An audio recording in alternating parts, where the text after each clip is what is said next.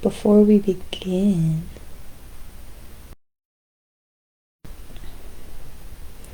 before we begin, something I forgot to mention in the last topic that we talked about in the Quran was the first part, right? So this is mentioned in the Bible as well. Those who are in exile, those who are fighting for the same thing that you're fighting for, those are your real family. Those are the people that are for you. Not to say that my family isn't a real family, because I love them dearly, and a lot of emotions and understanding had came about during this trip. You know, there was no arguing, there was no fault to be had on anyone. We had, I think, a clear understanding and a clear consensus on where we all stand on things.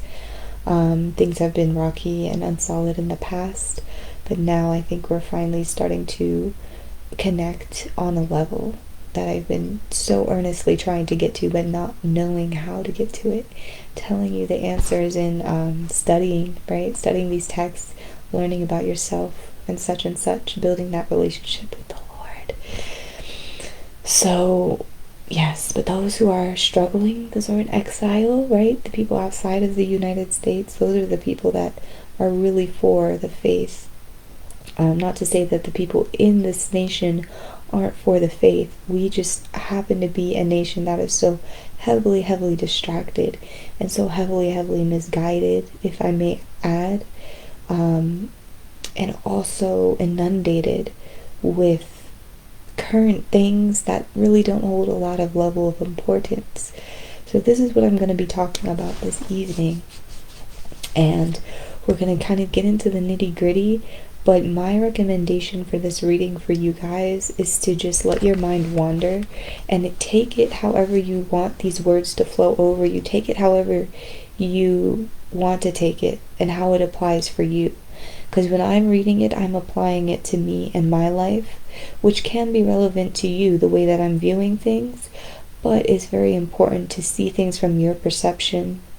Pay attention to tenses, verb tenses, pay attention to names, pay attention to every word that strikes a chord, and see what it can do for this imagery that goes on in your mind. Remember how we talked about purifying the mind and purifying the heart, and some things might be sensitive to talk about, but I'll go ahead and clarify or readjust some things as I go along. But I really, since it is a little bit longer, kind of want to just read through it, and I want you to let the words wash over you and your situation or your circumstance. So let's go ahead and start with, again, this topic is on hypocrisy. So 1 Samuel chapter 12 verses 1 through 23. Samuel said to all Israel, I have listened to everything you have said to me, and have set a king over you. Now you have a king as your leader.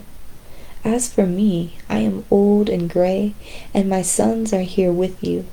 I have been your leader from my youth until this day. Here I stand. Testify against me in the presence of the Lord and his anointed. Whose ox have I taken? Whose donkey have I taken? Whom have I cheated? Whom have I oppressed?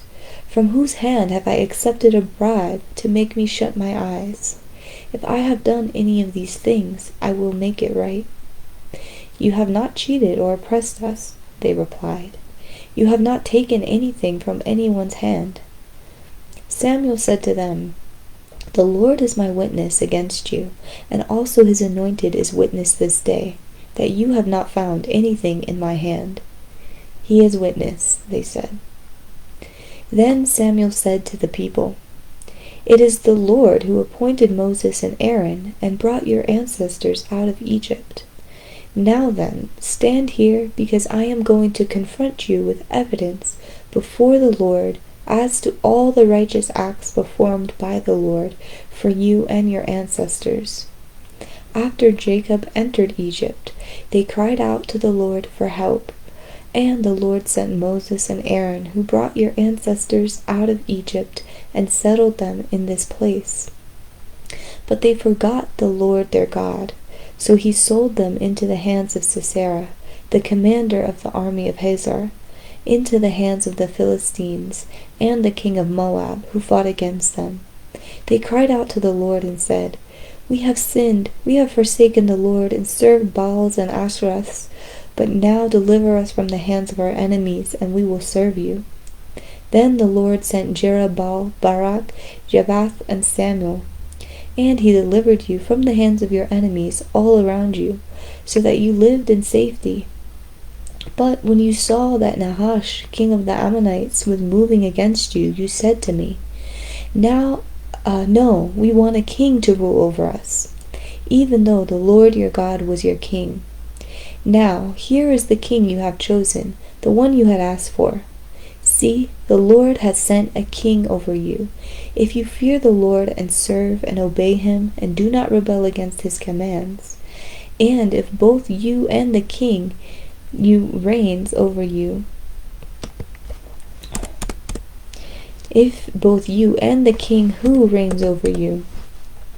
follow his commands, and if both you and the king follow the Lord your God, good.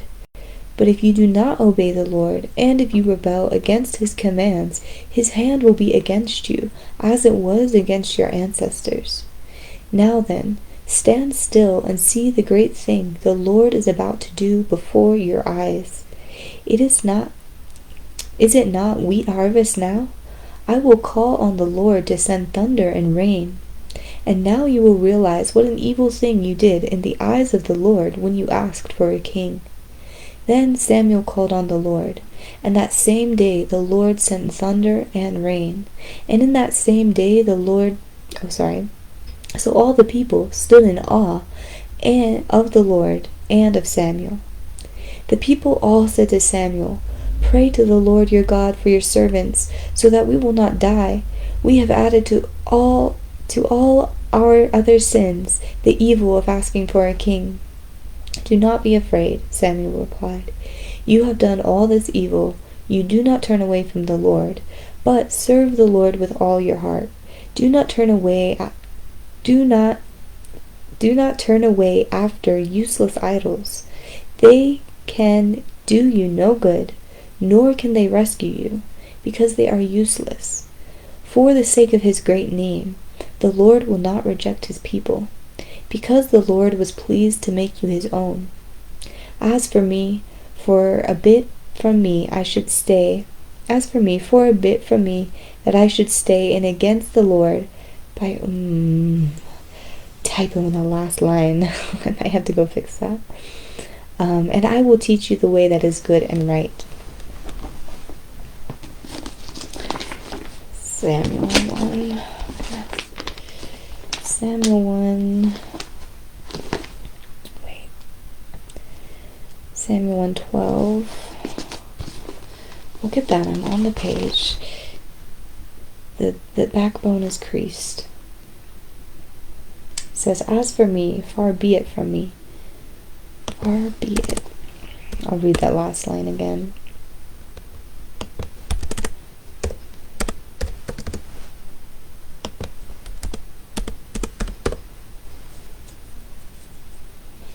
Far be it from me that I should sin against the Lord.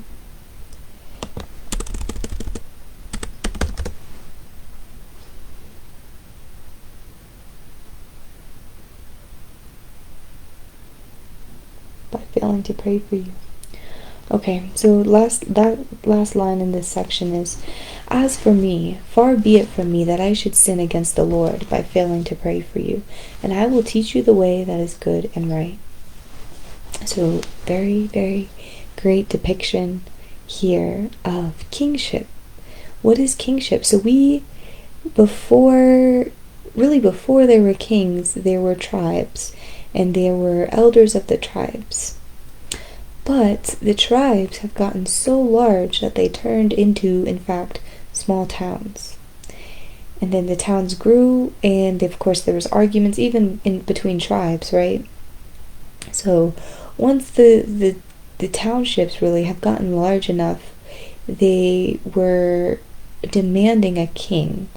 They didn't want, because like what would happen is the elders of the tribe, right, the people that started the family lines, they would get old, right? They might become a little bit incompetent in some ways. So what they would demand is a king. So the metaphor really behind all of this is what I want you guys to understand.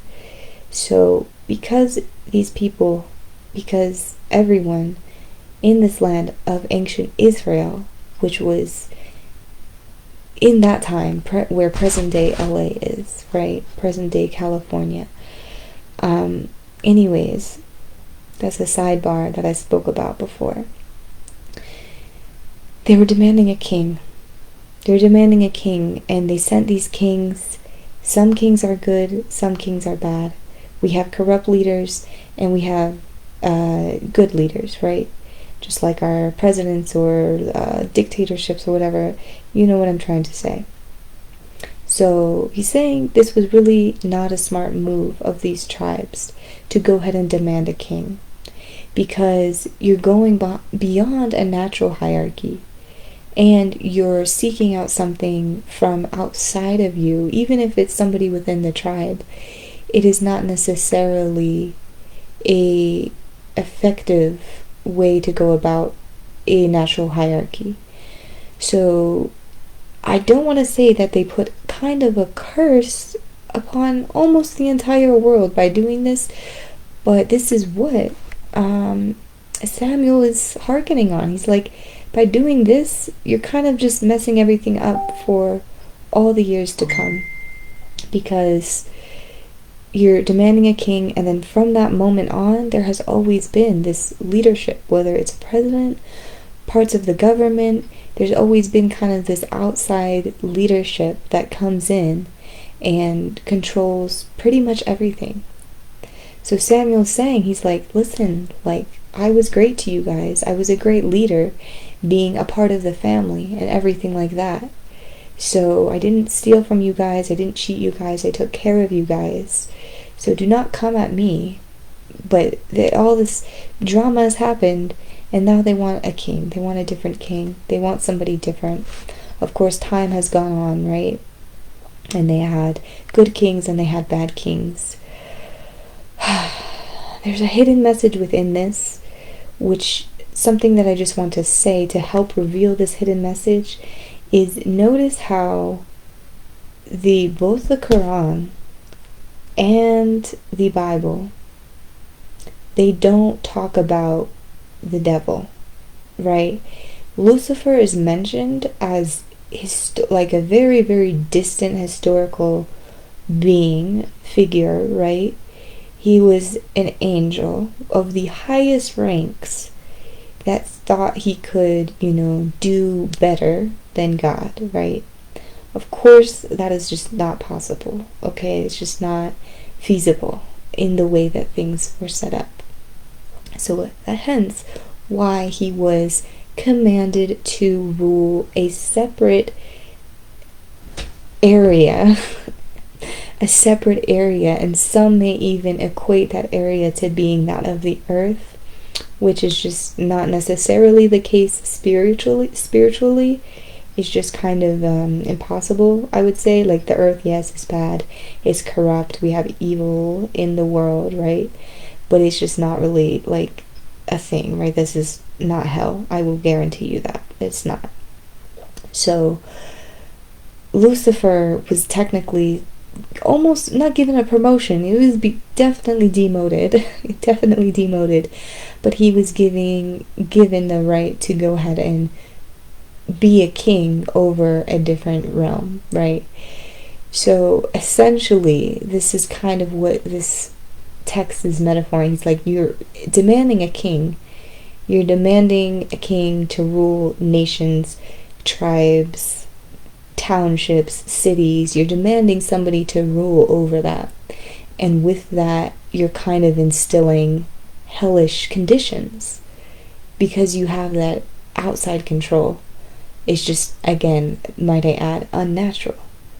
So that's kind of the message behind this. I wanted to break it down because it was a little long and it was revealed to me in that way. And that's just something that I want to express. But again, we don't really quote the devil as the enemy in the Quran. We do not really quote the devil as the enemy in the Bible.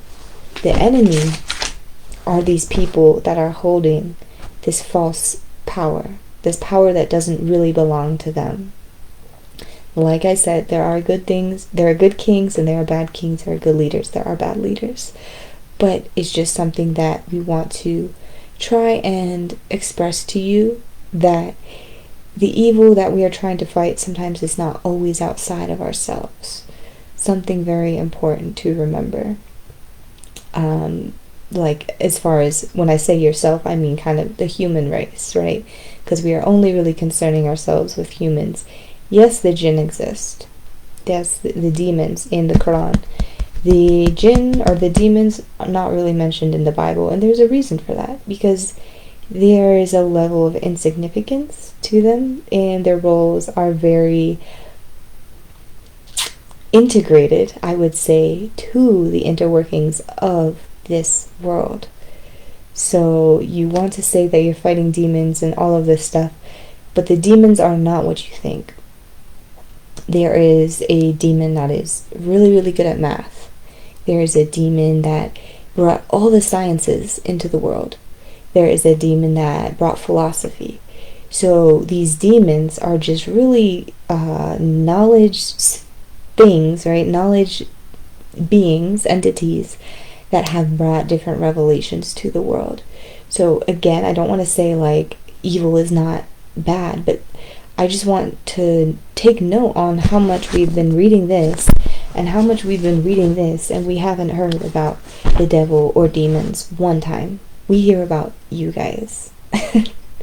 We hear about the people, and we hear about historical events now repeating themselves in the present.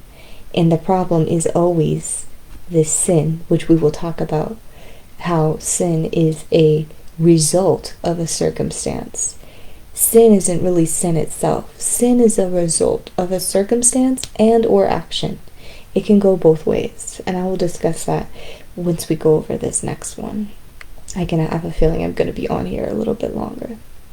But let's look into Isaiah chapter 1, verse 10 through 15. Hear the word of the Lord, you rulers of Sodom. Listen to the instruction of our God, you people of Gomorrah. The multitude of your sacrifices, what are they to me? Says the Lord. I have more than enough burnt offerings of rams and the fat of fattened animals. I have no pleasure in the blood of bulls and lambs and goats. When you come to appear before me, who asked this of you, this trampling in my courts? Stop bringing me meaningless offerings. Your incense is detestable to me. New moons, Sabbaths, and convocations, I cannot bear your worthless assemblies. Your new moon feasts and your appointed festivals I hate with all my being. They have become a burden to me. I am weary of bearing them. When you spread out your hands in prayer, I hide my eyes from you. Even when you offer many prayers, I am not listening. Your hands are full of blood. So right here from Isaiah, very boom, boom, straight to the point. This is the word of the Lord. And of course, he's referring to Sodom and Gomorrah. And we always think of Sodom and Gomorrah in a particular way because of what it's called, Sodom, right? And there's a whole thing with that. But this is not a condemnation of the sin itself.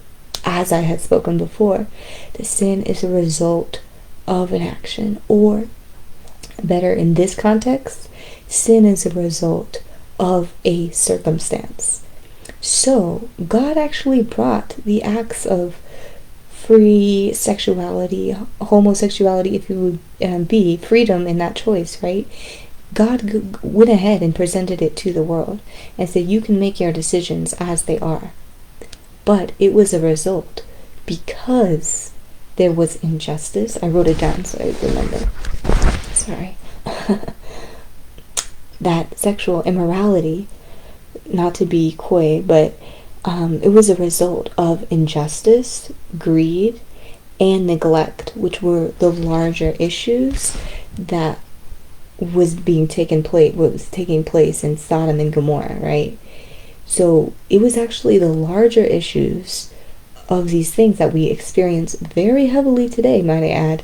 Injustice, greed, and neglect, really big ones. Those issues, God actually said, go ahead and actually make your own decisions, which resulted in these sins, right? These sexual immoralities, which of course have compounding effects. But another point I want to make, love is never a sin. I wrote this down too, I'm sorry. People who understand both good and bad, or good and evil, right, know that love can never be immoral. Love can never be immoral. So don't think sodomy and all of this stuff is like the action that is causing all of this stuff, because it's not. It's not. It is the circumstances of the communities that have went ahead and just, tried to rearrange some things, tried to take matters into their own hands, if I might add, right? Whether it was power play or what have you.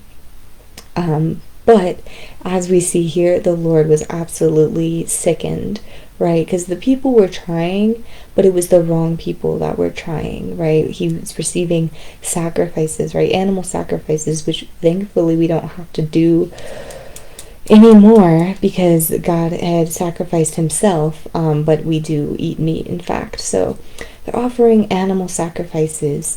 He has more than enough burnt offerings, right? He has no pleasure for these things. He's like, just like, don't even pray to me. He's like, don't even go to church. Don't even celebrate the Sabbath. Don't do your celebrations. I can't bear it anymore. He's saying, I cannot bear it. It sounds ridiculous at this point. And I'm sorry, I'm literally getting hot right now.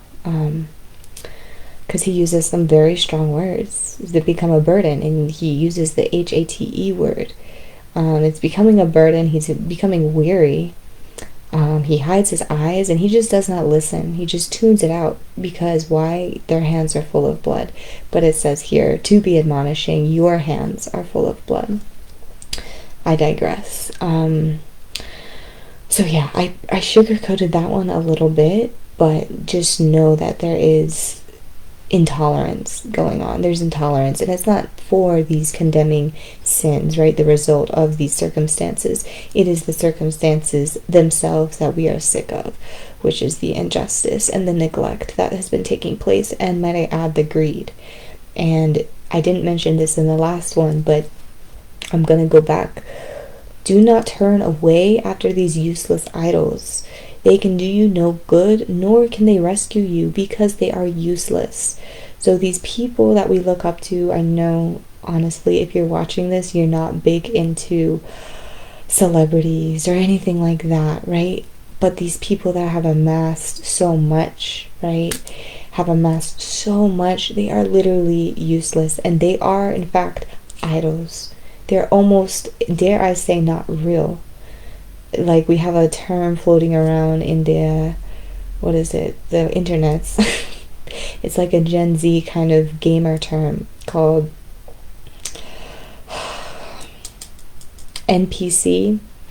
Not, right? Is that right? NPC. And this is terrible. I'm not saying that all celebrities are this, but it means a non-player character. So, I'm not saying that all celebrities are, because I don't know for a fact, but I just have these theories lately, and I'm not even going to get into, okay? But I'm just going to get out here and say it, just as a warning that these idols and these people that have amassed so much are really, at the end of the day, a figment of your imagination, or a figment of God's imagination.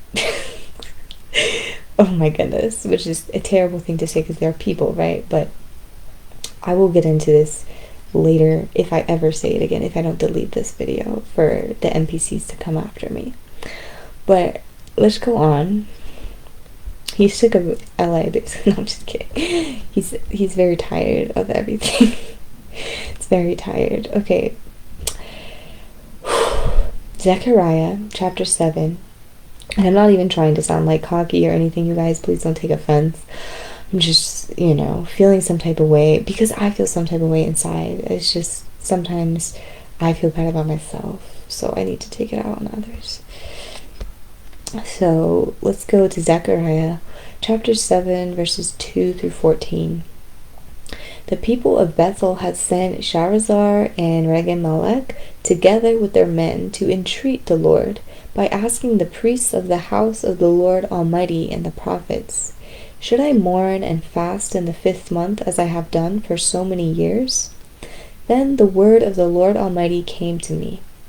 "Ask all the people of the land and the priest, when you fasted and mourned in the 5th and 7th months for the past 70 years, was it really for me that you fasted? And when you were eating and drinking, were you not just feasting for yourselves? Are these not the words the Lord proclaimed through the earlier prophets?" Through the earlier prophets, when Jerusalem and his surrounding towns were at rest and prosperous, and the Negev of the western foothills were settled. And the word of the Lord again came to Zechariah. "This is what the Lord Almighty said.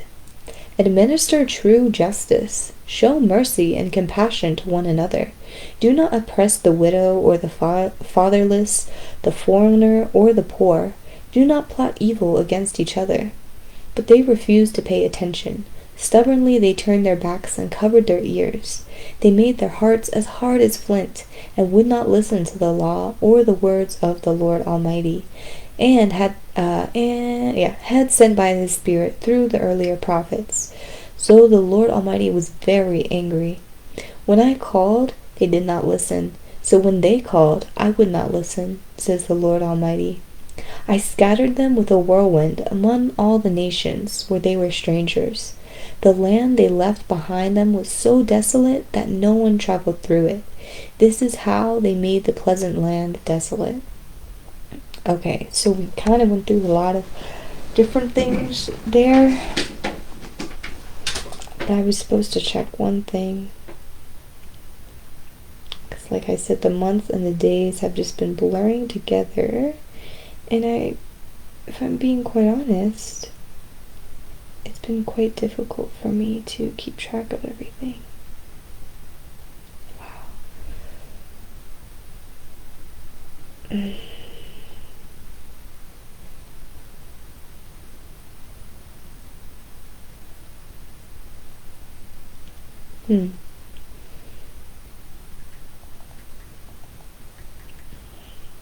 I'm honestly looking like the 5th and the 7th month.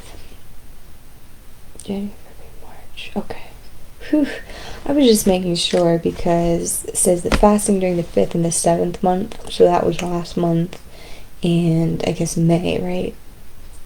I don't know what religion fasts during July and May. I was just checking to see when Ramadan was, but that's all the way back in March. I was thinking in my head, was Ramadan in May?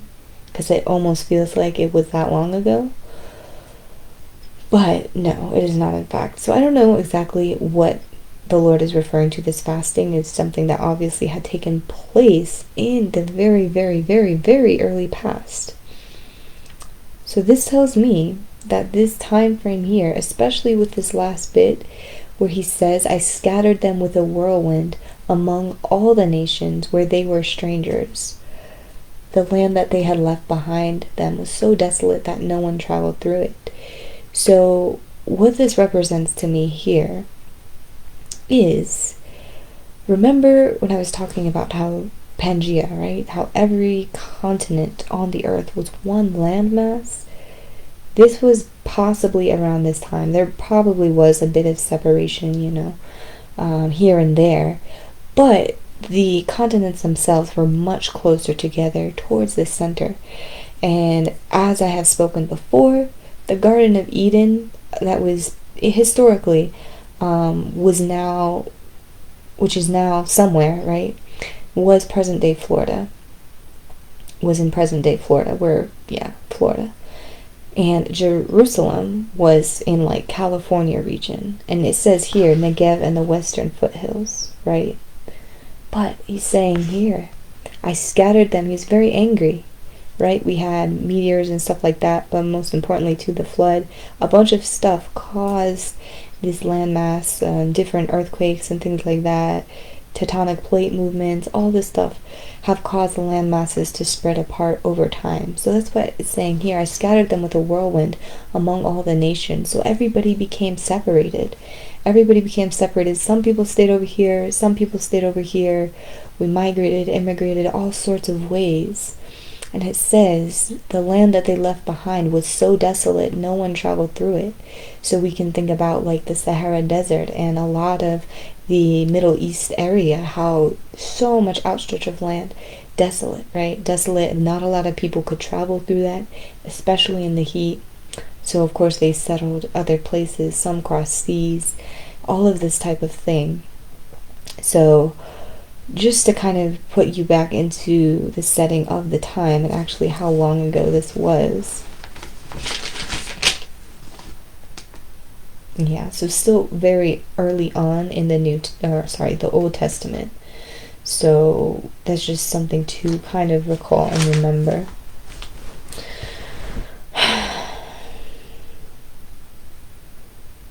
Something to think about when you're eating.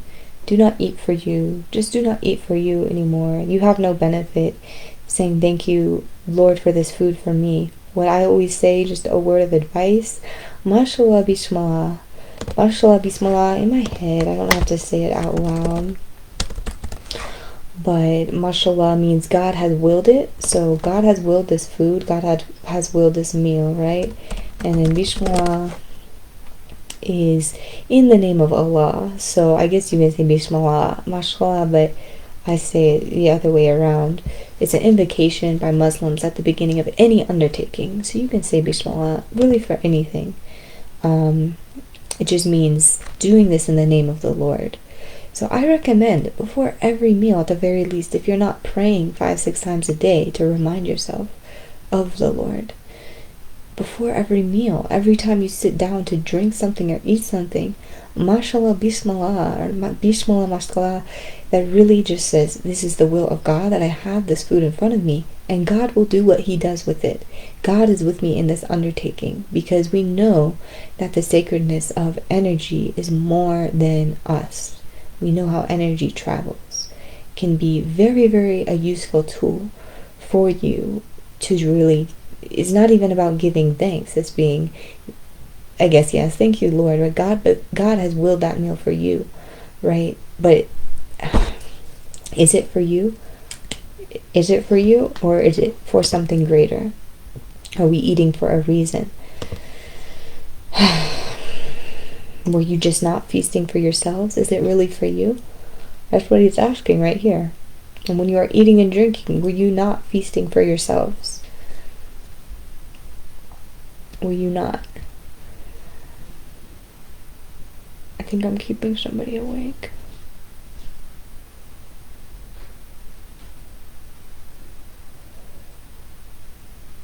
But yes, they turned their backs and covered their ears. They made their hearts as hard as flint, and they would not listen. So the Lord was angry at that. And then at the separation, the great separation occurred, which was done in many different forms. But now we're going to jump all the way to Matthew in the New Testament. So we're going to go to see what Jesus has to say. Matthew chapter 6, which I had written down. I just want to see who's talking in this. If it was Jesus or if it was in fact somebody else.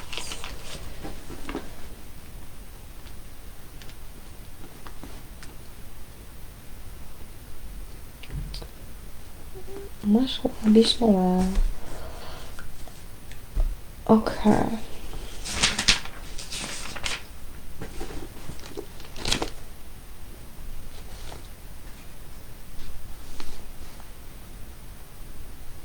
Okay, so this is Matthew. This is chapter 6. So this is early on. Oh no.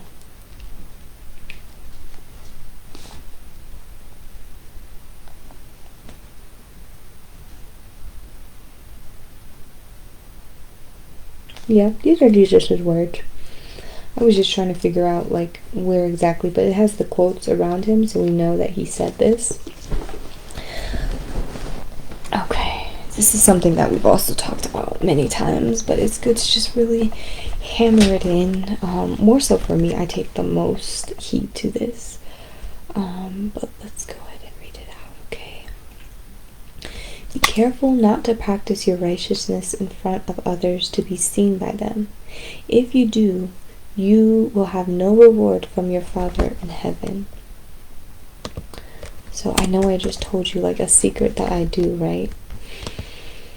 But I just feel like I've been doing it in my head, you know? And I just feel like it's not secret anymore, so I might as well just say it. So don't think I'm boasting about something. I'm just trying to give you helpful advice. And I'm not trying to defend myself here, but I in fact am defending myself. But let's go ahead and read this from Jesus' perspective. Be careful not to practice your righteousness in front of others to be seen by them. If you do, you will have no reward from your Father in heaven. So when you give to the needy, do not announce it with trumpets as the hypocrites do in the synagogues and on the streets, to be honored by others. Truly I tell you, they have received their reward in full. But when you give to the needy, do not let your left hand know what your right hand is doing, so that your giving may be in secret. Then your Father who sees that what is done in secret will reward you. And when you pray, do not be like the hypocrites, for they love to pray standing in the synagogues and on the street corners to be seen by others. Truly I tell you, they have received their reward in full. So, just a quick side note, you're still getting rewarded, right? But it's just maybe not as great as the humble individual who's doing everything in private, right? But when you pray, go into your room, close the door, and pray to your Father who is unseen. Then your Father who sees what is done in secret. Sorry guys, at this point, I did the type to talk. So, then your Father who sees what is done in secret will reward you.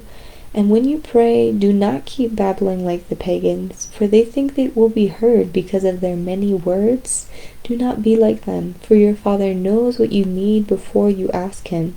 This then is how you should pray. Our Father in heaven, hallowed be your name.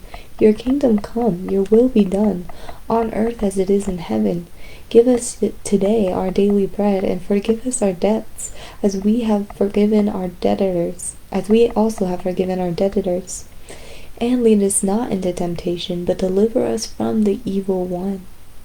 For if you forgive other people when they sin against you, your heavenly Father will also forgive you.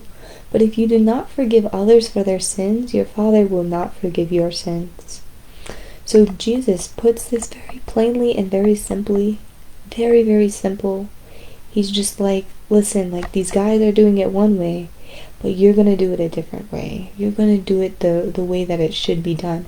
Because really, if it's really for God, right, all of this worship and all of this praise, nobody else really needs to know. And I know, like, literally today's topic is hypocrisy, and I'm on here preaching to you guys about my faith, but I'm just trying to express to you the importance of this and how, dare I say, rare this is.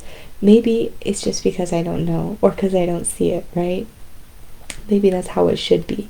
But I do feel like this is helping me to become accountable and to become a good example for children and my future children. I'm not going to go into like reasoning, but I just want you to have an understanding on where my mind is going most of the time, right? So, part of this I like because I've mentioned, yes, I do pray 5 to 6 times a day, but I say the Our Father and the Hail Mary. But here, in the Our Father with the Catholic Church, it says, I mentioned this before too, forgive us our trespasses as we forgive those who trespass against us. But I like this one here in Matthew, this translation, forgive us our debts. It just sounds better because, of course, now we have debt. We have some debt, and it feels better to say that versus trespasses, because it's like, like, what is that, you know? That's actually sounds good. So I'm going to try to start doing that. I haven't actually practiced that. Sometimes I would do it, but I haven't done it too often. Not that I'm super in debt, but like, man, what young person isn't? Ah, goodness. Okay, you guys, this is the doozy. So we have one more long one that's going to just go in. This is again in Matthew, verse 20. It's all of chapter 23, and Jesus goes in. So please, if you're sensitive, just go ahead. This video has already been 40 minutes long. You don't really need to listen to this, but it's really good information and it's really juicy. So I actually encourage you. Oh my gosh, the back, the neck, the back. Matthew chapter 23. Then Jesus said to the crowds and his disciples, "The teachers of the law and the Pharisees sit in Moses' seat, so you must be careful to do everything they tell you. But do not do what they do, for they do not practice what they preach. They tie up heavy, cumbersome loads and put them on other people's shoulders, but they themselves are not willing to lift a finger to move them. Everything they do is done for the people to see. They make their phylacteries? Man, phylacteries? I don't even know what this word is, but I promised that when I read it, I was going to look it up, because I can't even pronounce it. So let's pause for a second and see what the plural noun, and I'm going to hear what it says. You guys will be able to hear it too. Phylactery. Phylactery. Please, I was not expecting that. Oh my gosh. Phylactery is a small leather box containing Hebrew texts on vellum worn by Jewish men at morning prayer as a reminder to keep the law. Okay.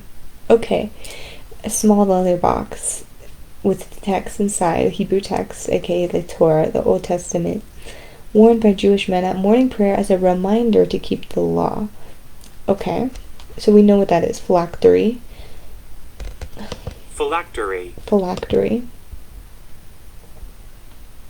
To guard. I'm sorry, I'm looking at the root. Late Middle English, the late Latin from Greek amulet, to guard. Okay. So, anyways, they make their phylacteries wide and the tassels on their garments long. They love the place of honor at banquets and the most important seats in the synagogues.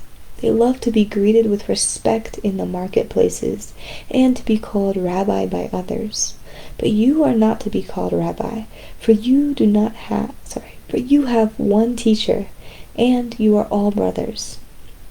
And do not call anyone on earth Father, for you have one Father, and he is in heaven. Nor are you to be called instructors, but you have one instructor, the Messiah. The greatest among you will be your servant. For those who exalt themselves will be humbled, and those who humble themselves will be exalted. Woe to you, teachers of the law and Pharisees, you hypocrites! You shut the door of the kingdom of heaven in people's faces. You yourselves do not enter, nor will you let those enter who are trying to. Woe to you, teachers of the law and Pharisees, you hypocrites! You travel over land and sea to win a single convert, and when you have succeeded, you make them twice as much a child of hell as you are. Woe to you, blind guides! You say if anyone swears by a temple, it means nothing, but anyone who swears by the gold of the temple is bound by that gold. You blind fools! Which is greater, the gold or the temple that makes the gold sacred? You also say, if anyone swears by the altar, it means nothing, but anyone who swears by the gift on the altar is bound by that oath.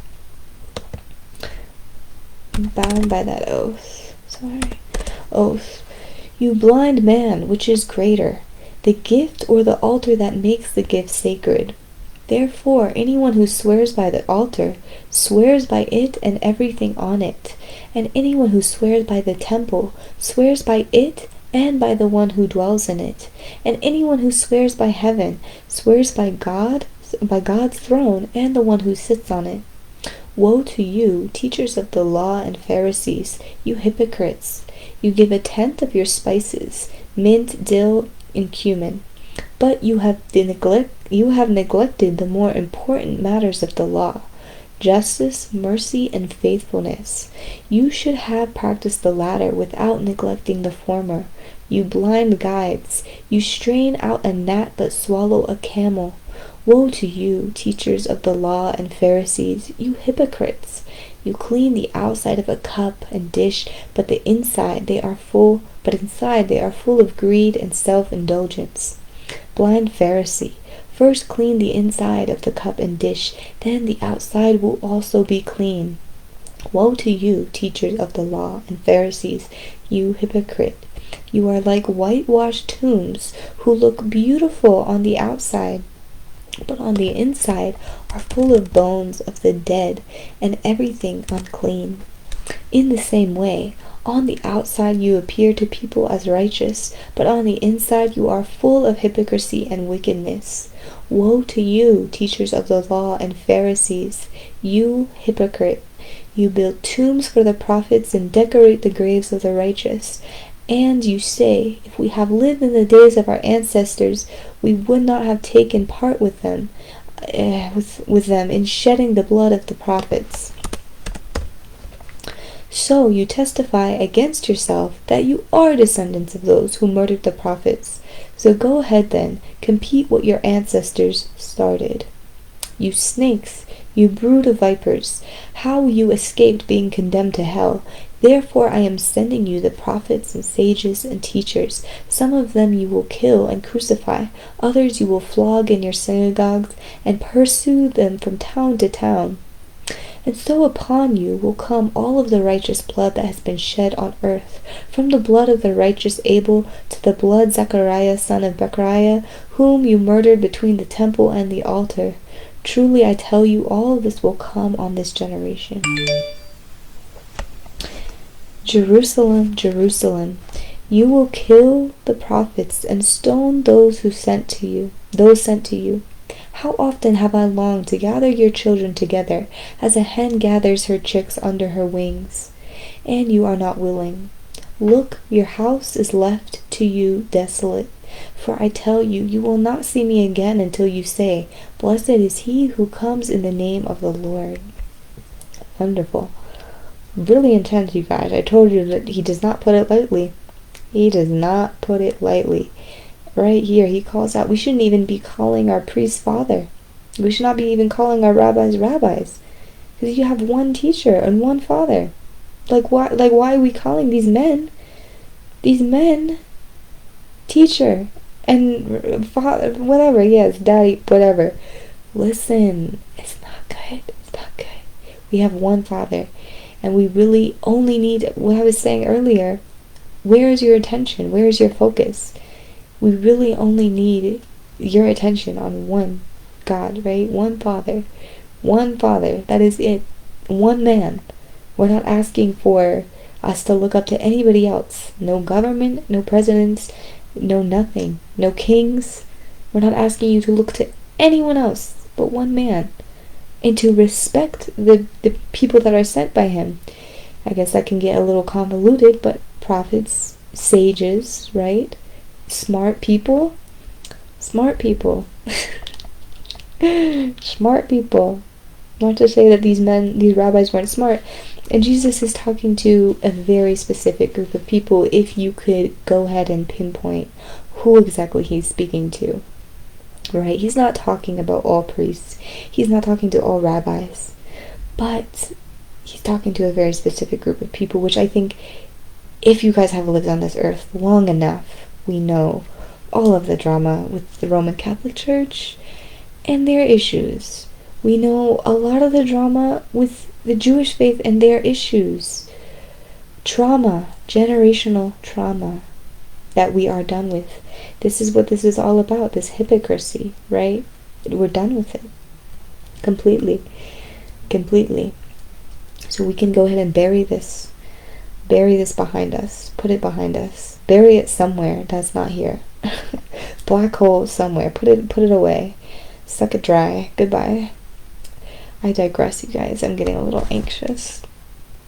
It's 1:30 GMT, even later on the East Coast, but whoever hears this, whether you see it now or later.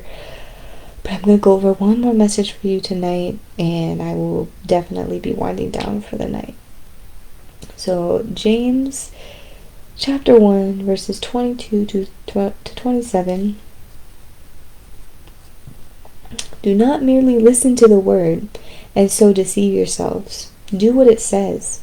Anyone who listens to the word but does not do what it says is like someone who looks at his face in a mirror and after looking at himself goes away and immediately forgets what he looks like. But whoever looks intently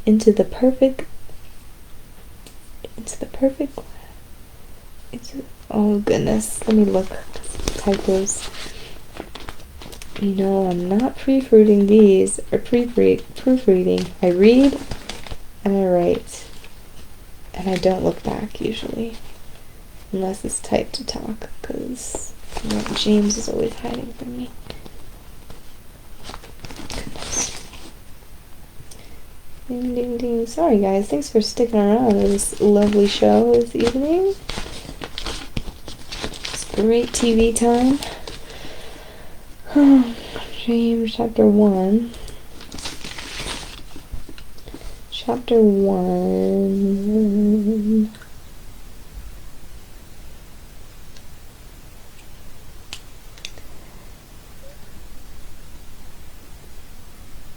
Okay, sorry.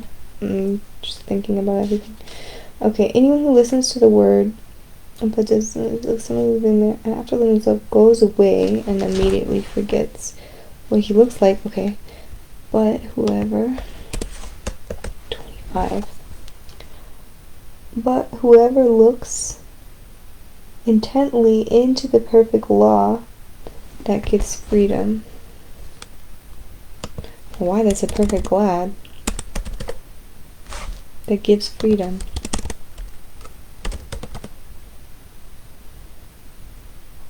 Okay. Do not merely listen to the word and so deceive yourselves. Do what it says. Anyone who listens to the word but does not do what it says is like someone who looks at his face in the mirror and after looking at himself goes away and immediately forget what he looks like.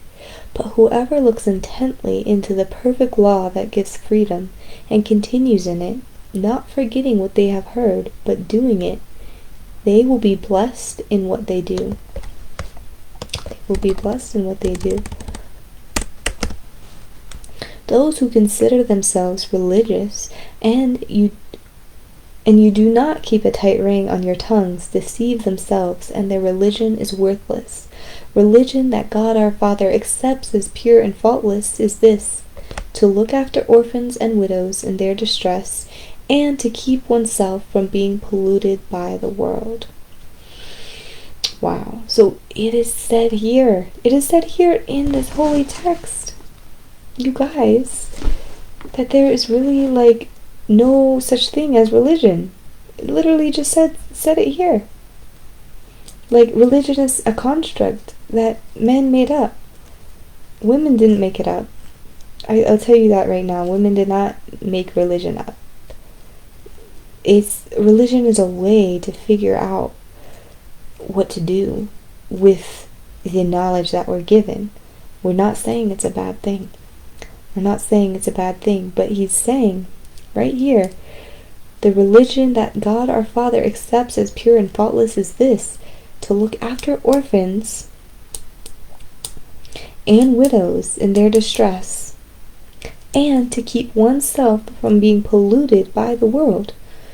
So you can take that last one in really any context that you like. If there's anything that's bothering you, if there's anything that's making you upset, that's like pissing you off, excuse my language, if there's anything that's happening to you like that, just set yourself apart. Distance yourself.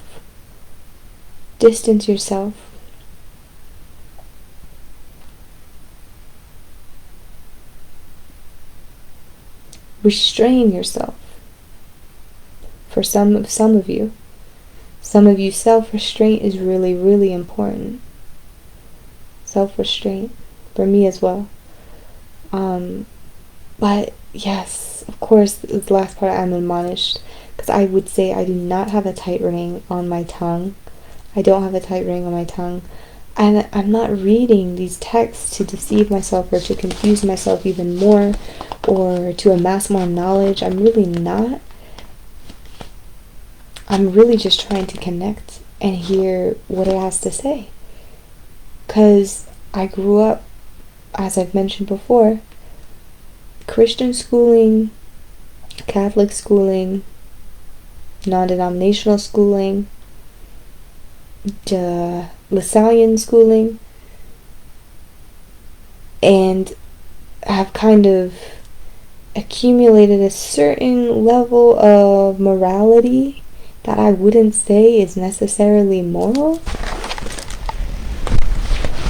Although there are people that have come out good, but like, honestly, I don't even know, I can't even say that.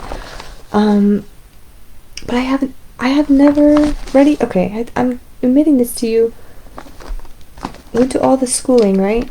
I've never read the Bible entirely through. Just the fact that I'm doing these little summaries and kind of covering these big chunks is a super large step for me. Super, super important. But it's something that I have never taken the time to do and actually listen and comprehend and truly understand as an adult what this is saying and applying it presently. So this is what I'm trying to help you guys have the opportunity to do, because I never was taught how to do it myself.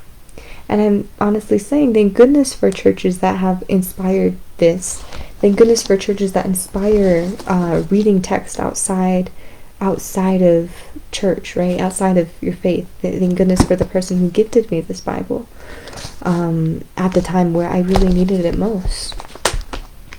So it's great. So that's great. Moving away from hypocrisy, we're going to go over joy tomorrow and justification as well, God willing. And then we're going to go into some loneliness, Lord's Supper, and then we're going to cover love, because we talked a little bit about love and how it's important and how love really can never be immoral. True love, right? Not like this convoluted, kinky whatever. I'm saying this only because it's 2:30 a.m. here in the East Coast, or wherever, 1:30, wherever, right? None of this stuff that we don't really see as love, right? True love, pure love, God's love, we're going to go ahead and discuss.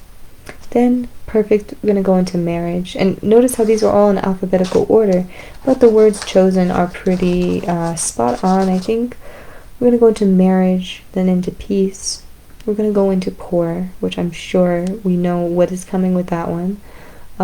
Profanity, which is, I cannot wait to cover that because it's been really, really bothering me lately.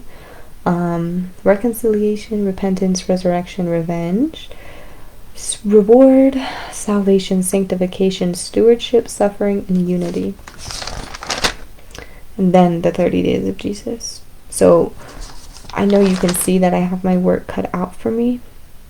With that being said, I'm going to get some rest. We are on the 2nd, and today is the 6th. Today's the 6th, so we're really only a few days behind. But keep in mind, I have to do the transcriptions still. I have not written them down. So I'm going to try to cover like 2 a day until we are caught up with the actual day that we're supposed to be on. Because I have been a little slightly tired and things like that. I'm not going to use the word lazy. I'm going to use the word tired. But that's a good thing, all in all, for the most part. Alright, gang. Have a great night. I'll catch you guys tomorrow. I have a flight and everything, so I probably won't be on until late, if anything. But alright. Peace. Bye.